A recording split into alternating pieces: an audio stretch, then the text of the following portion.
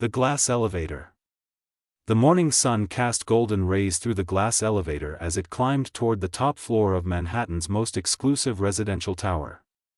Natalie Brooks gripped the small card in her hand, the apartment access code her brother Tyler had given her 3 years ago still memorized perfectly. For emergencies only, he had said back then, never imagining his little sister would redefine what constituted an emergency. At 19, Natalie was no longer the awkward teenager with braces who used to hide behind Tyler when his friends visited. She had blossomed into a confident young woman with striking hazel eyes, chestnut hair that fell in natural waves past her shoulders, and a smile that could disarm the most guarded hearts. Studying psychology at Columbia University had taught her much about human behavior, but her real education came from observing one particular man who lived 2 floors above her family's apartment. The penthouse door. The elevator chimed softly as it reached the penthouse level. Natalie adjusted the short silk robe she had chosen specifically for this mission and took a deep breath. It was Friday morning, 7 sharp, and she had the perfect excuse ready. "I ran out of sugar," she whispered to herself, practicing her most innocent expression as she entered the code on the digital panel. The lock clicked open with a gentle sound. Jackson Reed's penthouse was a masterpiece of modern luxury and masculine elegance.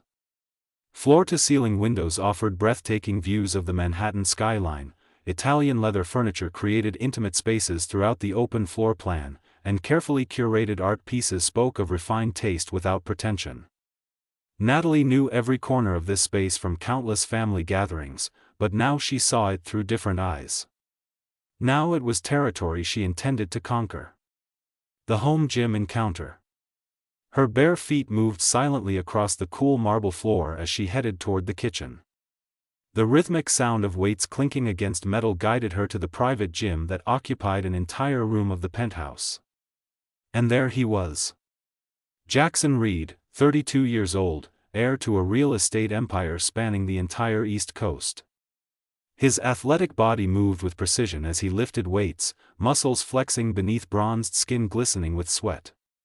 He wore only black training shorts, and Natalie had to steady herself against the doorframe to keep from losing her balance at the sight. He was magnificent. His dark hair was damp from exertion, a few rebellious strands falling across his forehead. His chiseled features showed absolute concentration, his strong jaw clenched as he completed another repetition. He embodied controlled power, raw masculinity contained in human form. Natalie cleared her throat softly. Jackson startled, nearly dropping the weights. His eyes, the color of rich coffee, locked onto her with a mixture of surprise and something else that made her heart race. "Natalie." His voice was rough from exercise, and she felt a shiver run down her spine. "What on earth are you doing here?" The sugar excuse. "Good morning to you too, Jackson," she responded with a sweet smile, crossing her arms in a way that made the robe tighten around her curves.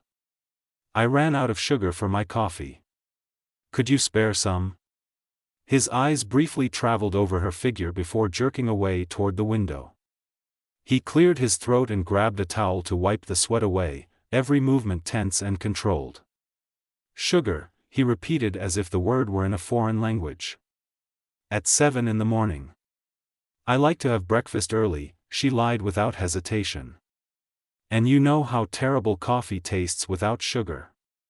Jackson watched her for a long moment, as if evaluating something. Natalie maintained her innocent expression, though inside she was celebrating the way he struggled not to look at her directly. "Fine," he finally muttered. "In the kitchen. Help yourself. I need a shower." He walked past her to leave the gym, and for a second their bodies almost touched. Natalie could smell his masculine scent mixed with the sweat from exercise, an intoxicating combination that made her bite her lower lip. Kitchen exploration.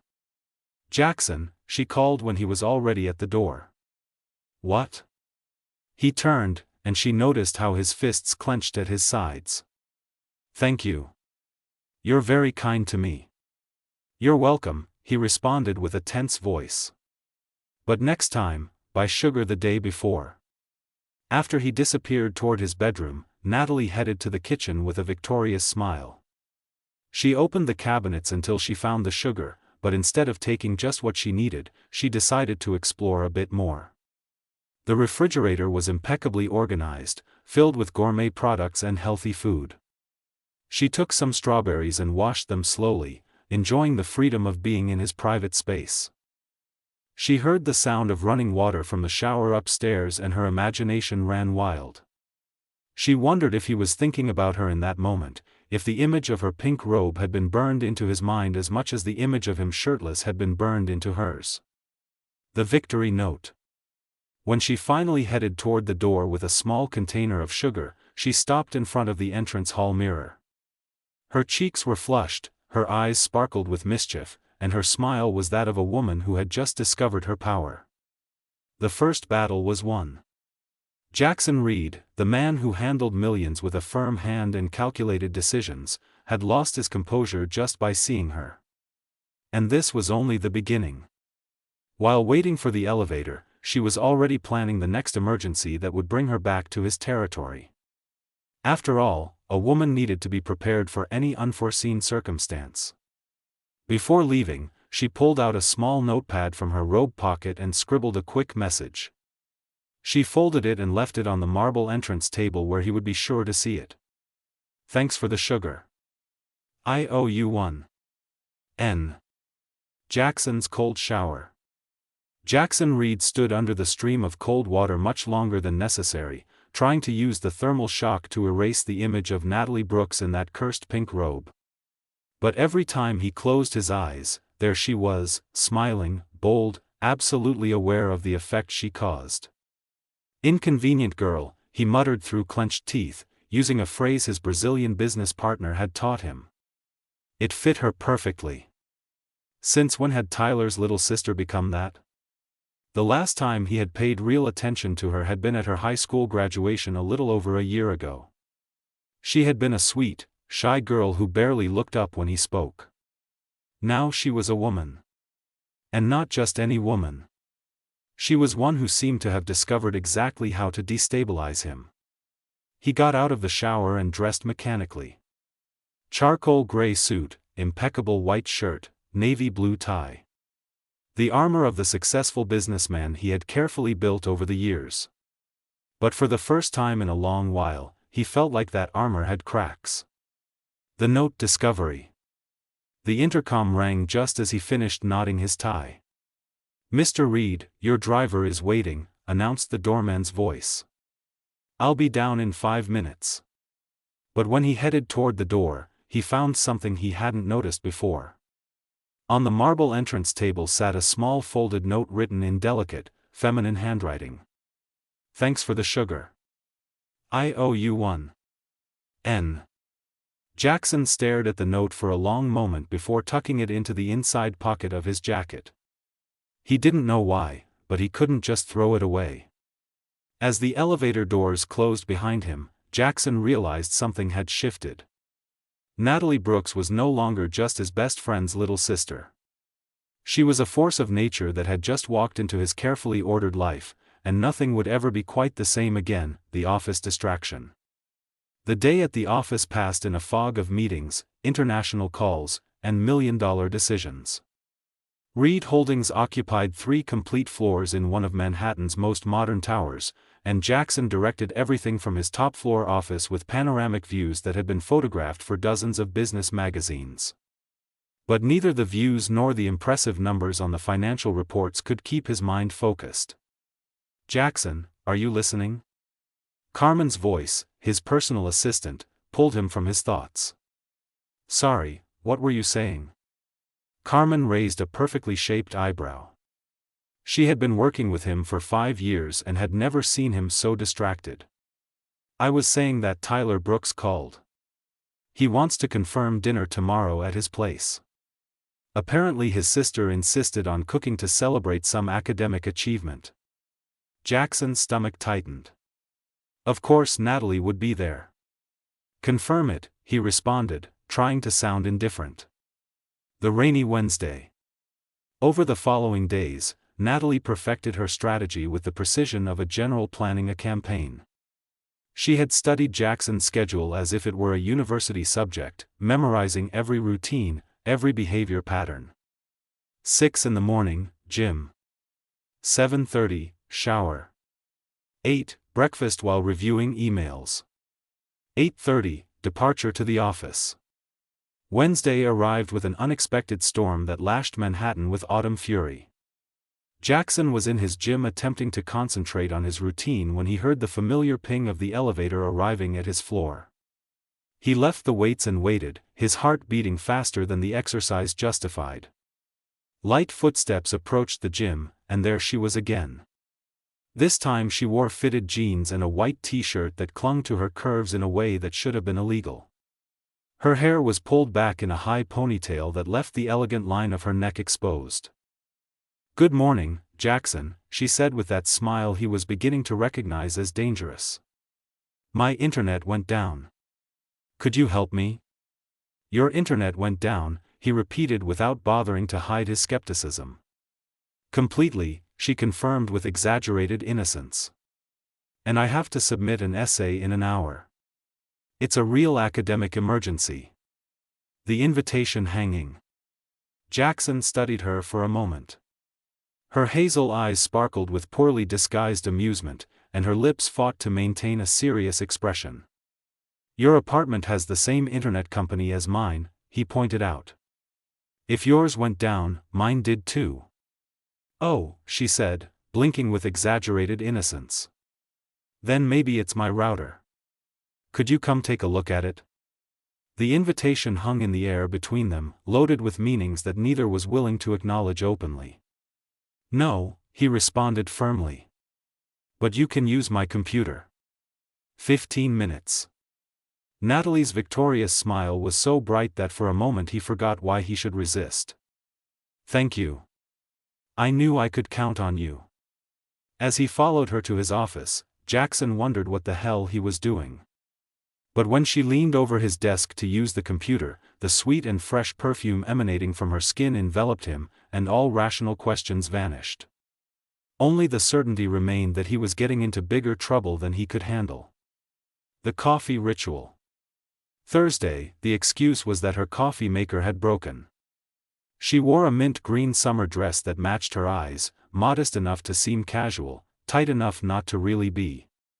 "Don't you have instant coffee?" Jackson asked, clearly struggling to keep his eyes on her face as he prepared coffee for both of them in his Italian espresso machine.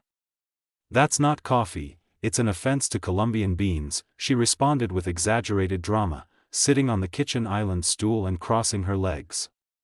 "Besides, yours always tastes better." "Because I have a $3,000 machine," he muttered, but there was something softer in his voice. "No, it's because you make it with more care," she said, watching him work. "I've seen you. You measure exactly the amount of coffee. You wait the precise time. You even heat the cup before serving. It's like a ritual." Jackson stopped, surprised that someone had noticed those small details. Most people in his life only saw the big gestures, the million-dollar decisions, the power he wielded. But she had observed how he made coffee. "My grandfather taught me," he admitted, handing her the steaming cup. "He said if something was worth doing, it was worth doing right. He was a wise man." Natalie took a sip and closed her eyes with genuine pleasure. Perfect. It definitely tastes better when you make it." The intimate moment. The moment stretched between them, more intimate than it should be simply from sharing coffee. Jackson found himself studying her face, the way her eyelashes cast shadows on her cheeks, how her lips curved in a satisfied smile after each sip.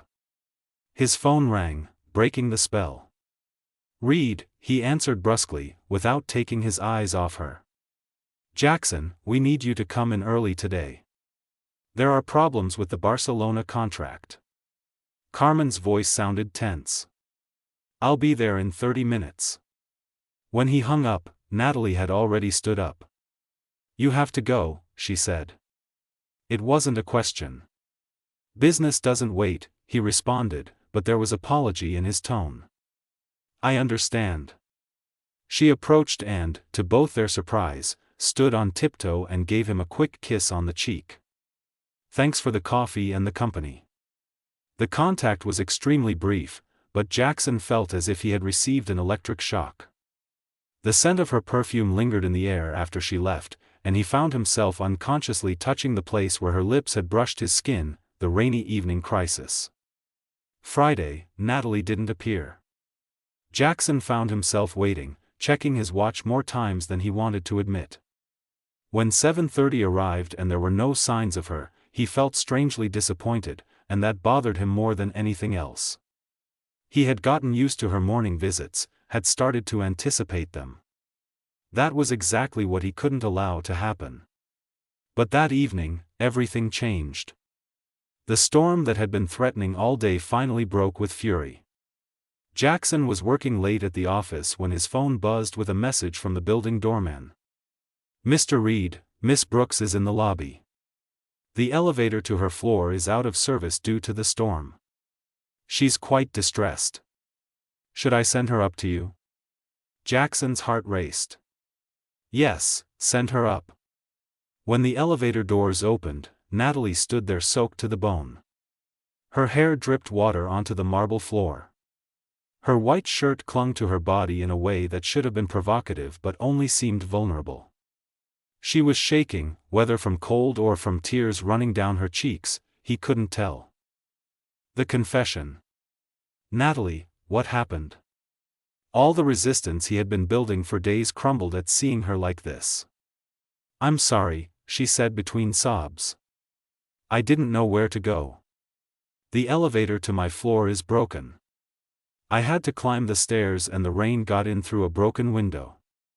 My phone got wet and died. And I just needed somewhere safe." "Come here," Jackson said, and before he could think twice, he was guiding her toward the guest bathroom. "You need to dry off before you catch pneumonia." He took a soft towel from the cabinet and, without ceremony, began to dry her hair. Natalie stood still, surprised by the unexpected tenderness of the gesture. His large hands were gentle as they worked, careful not to pull the wet strands. "Tell me what really happened," he said softly as he worked. And she did.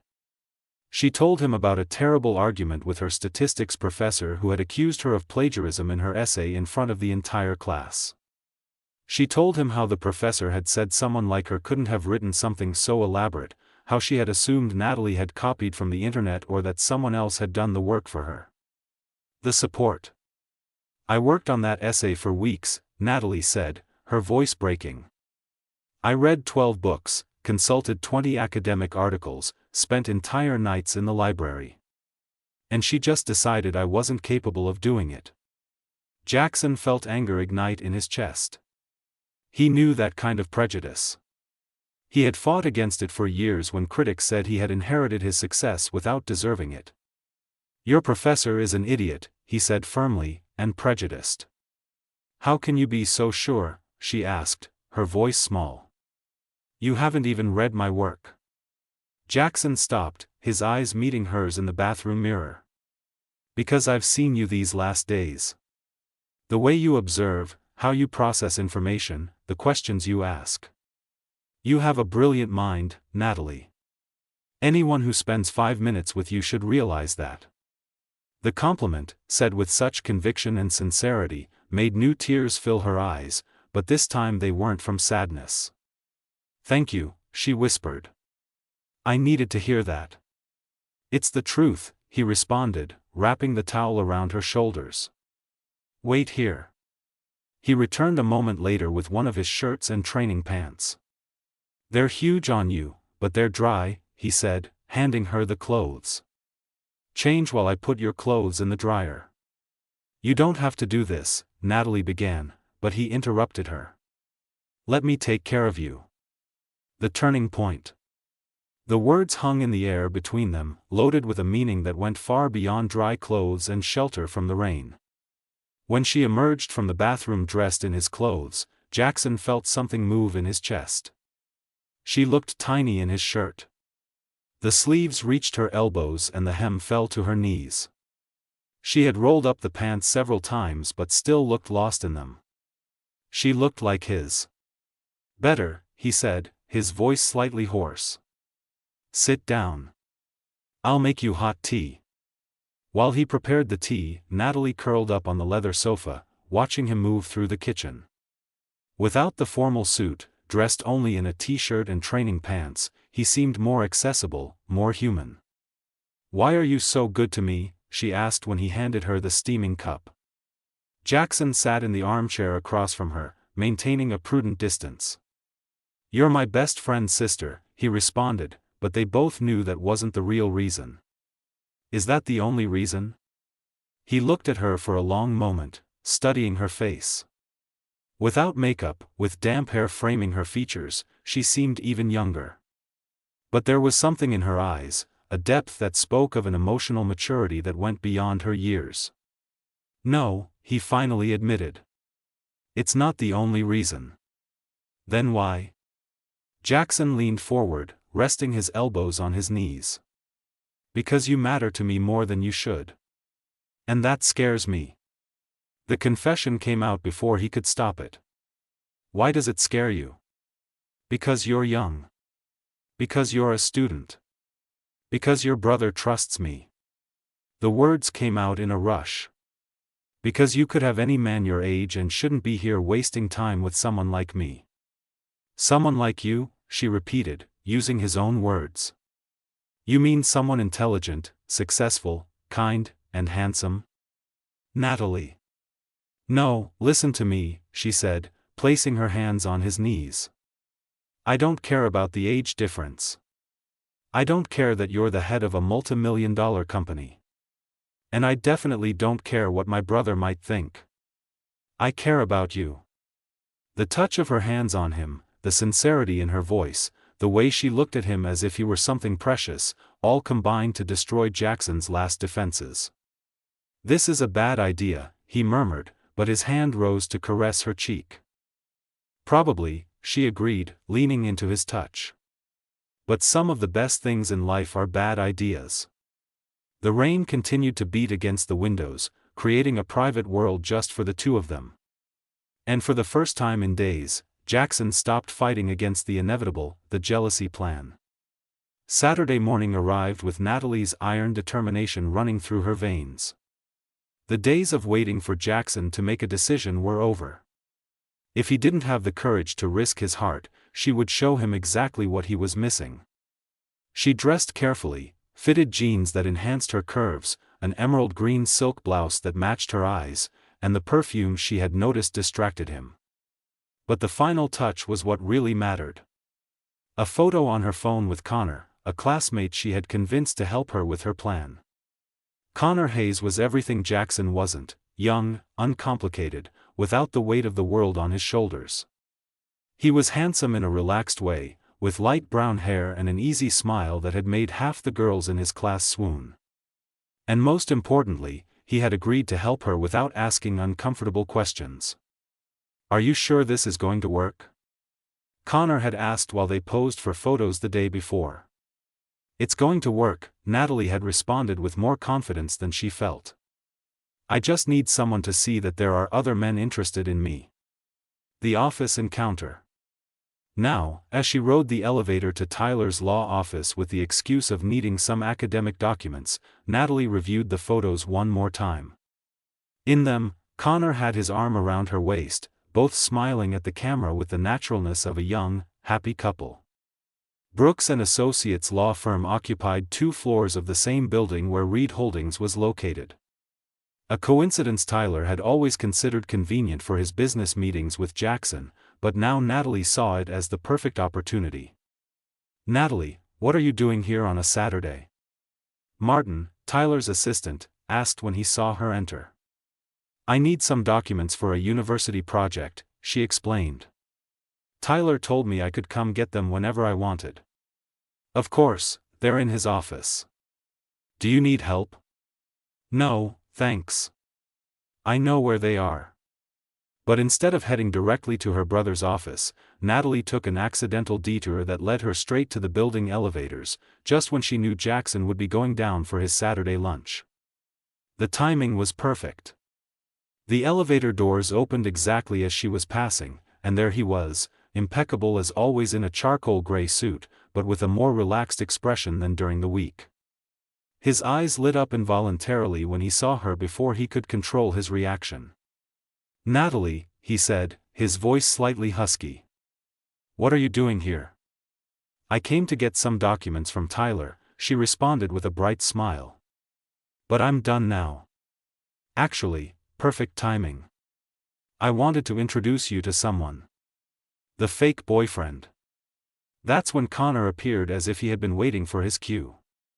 He wore a casual t-shirt and jeans, looking exactly like what he was, a carefree university student. "Jackson, this is Connor Hayes." She paused deliberately, letting the word hang in the air. "My boyfriend." "Connor, this is Jackson Reed, my brother's best friend." Jackson stood completely still. Natalie could see the exact moment when the words registered, the way his jaw tensed and his hands clenched into fists at his sides. "Pleasure to meet you," Connor said, extending his hand with the genuine innocence of someone who had no idea he was being used as a weapon. Jackson shook the offered hand, but his smile didn't reach his eyes. "Boyfriend," he repeated as if the word were poisonous. "I didn't know you were dating anyone, Natalie." "Well, it's recent," she said, sliding her arm around Connor's waist. "But you know how it is when you find someone special. Everything happens very quickly." Connor, bless him, played his part perfectly. "Yeah, Natalie completely won me over from the first day," he said, pressing a kiss to her forehead. "It's impossible to resist her." Natalie felt more than saw how Jackson tensed even more. His dark eyes had become storms, and there was something dangerous in the way he was looking at Connor. "How charming," Jackson managed to say, each word cut like glass. "And what do you do, Connor?" "I study engineering at the same university as Natalie," Connor responded, oblivious to the tension. "We met in the library. She was struggling with a statistics problem and I offered to help." "How considerate," Jackson muttered. Natalie couldn't help a small satisfied smile at detecting the barely contained sarcasm in his voice. "Jackson, didn't you have a lunch meeting?" she asked with false concern. "We don't want to delay you." "Yes," he responded, his gaze fixed on the way Connor had his arm around her. "A very important meeting." "Well, we have plans too," Natalie announced. "Connor is taking me to that new Italian restaurant in the Upper East Side. He says they make the best risotto in Manhattan." It was a complete lie, but the effect was immediate. Jackson's eyes ignited with something that could only be described as contained fury. "Enjoy it," he said, but there was a threatening note in his voice that made Connor tense unconsciously. "We will," Natalie responded sweetly. "Goodbye, Jackson." As they walked away, Natalie could feel Jackson's eyes burning into her back. Connor, finally catching some of the tension, waited until they were out of the building to speak. "Okay, what the hell just happened there? That guy looked like he wanted to kill me." The confrontation. Natalie's phone buzzed with a message before she could respond. "We need to talk. Now." It was from Jackson. Her heart began to beat faster. Connor was right. She had played with fire, and now she was about to discover if she was going to get burned. But as she looked at the message, a slow, satisfied smile curved her lips. She had made a risky decision. She had pushed a powerful man to his limit.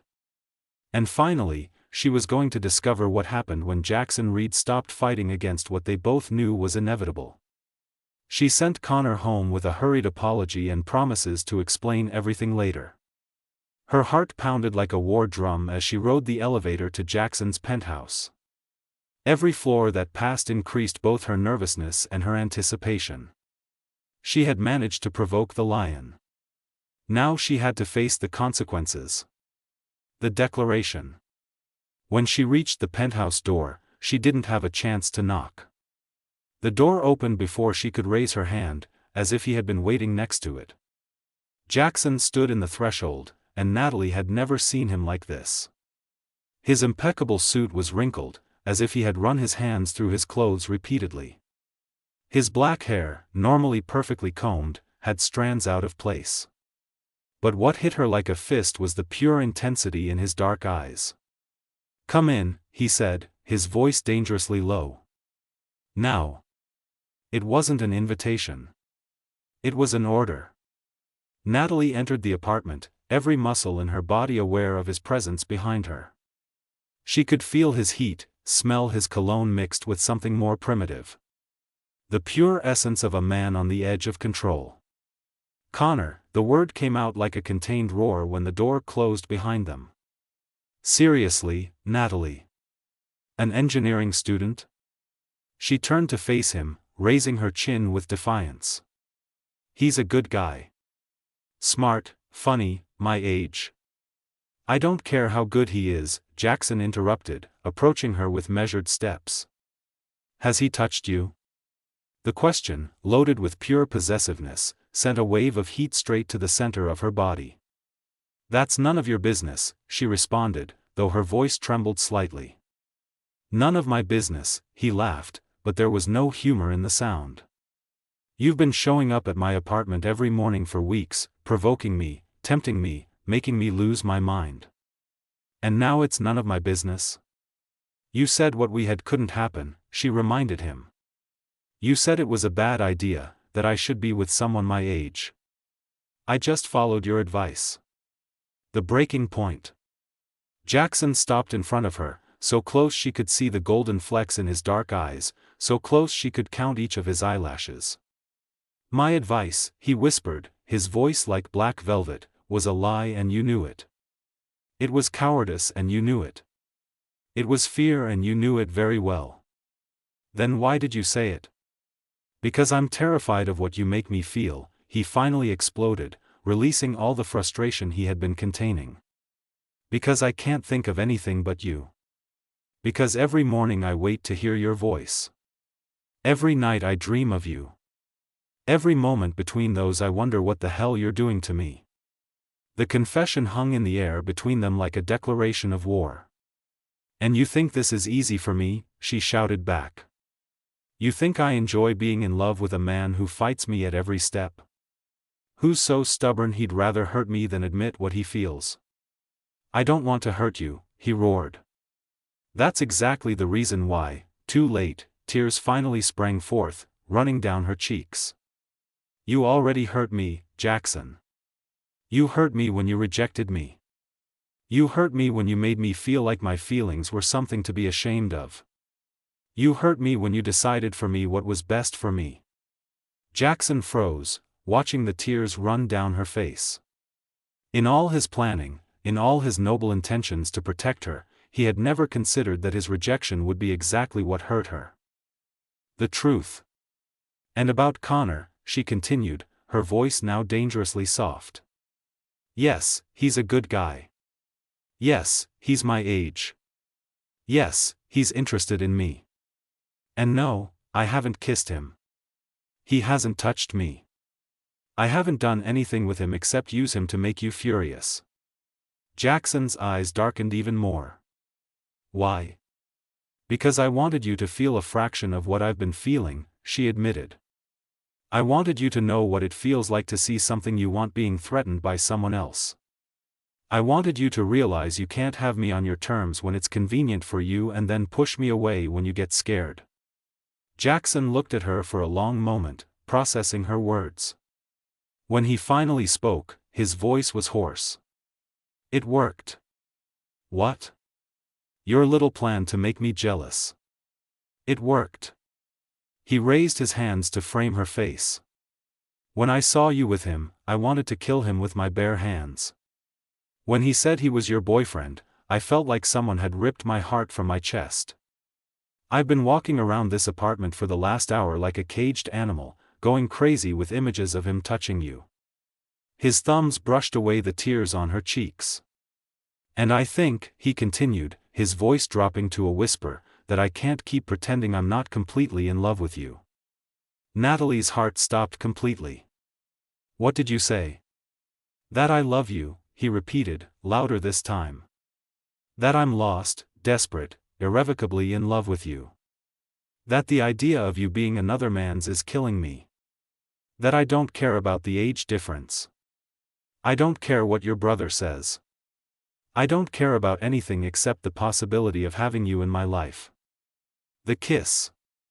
Without warning, without thinking, without worrying about the consequences, he pulled her into his arms and crushed his lips against hers. The kiss was everything they had been denying themselves for weeks, desperate, hungry, loaded with months of sexual and emotional tension. Their mouths met as if they had been waiting their whole lives for this moment, moving together with a synchrony that was both natural and devastating. Natalie melted against him, her arms wrapping around his neck, her fingers tangling in his hair. Jackson pressed her against the nearest wall, his body covering hers completely, protecting and possessing her at the same time. When they finally separated to breathe, both were trembling. "Please tell me this is real," he murmured against her lips. "Please tell me it's not another one of your games." "It's real," she whispered. "All of this is real, Jackson. You and me are real." He kissed her again, softer this time, savoring the moment he had been denying himself for so long. "I love you, inconvenient girl," he murmured against her mouth. "I love you, stubborn businessman," she responded with a smile. The new beginning. The following Monday, Jackson and Natalie sat across from Tyler in his office. The lawyer looked between his best friend and his sister, seeing the way they held hands, the way they looked at each other, the undeniable connection between them. "I can't believe this," Tyler said finally. "Under my nose the whole time." "Tyler," Natalie began, but her brother raised his hand. "Let me finish." He looked at Jackson. "If you hurt her, there won't be anywhere in this world you can hide from me." "I won't hurt her," Jackson promised. "I love her too much." Tyler studied them both for a long moment, then sighed deeply. "Mom and Dad would have killed me for allowing this." A small smile appeared on his face. "But I think they also would have seen what I see now. Two people who genuinely love each other." "So you're okay with this?" Natalie asked, hardly daring to believe it. "I'm okay with your happiness," Tyler responded. "And if Jackson is who makes you happy, then I'm okay with Jackson." As they left the office, Natalie squeezed Jackson's hand. "We did it." "We did it," he agreed, pulling her close. "Now comes the easy part." "What's that?" "Loving you for the rest of my life."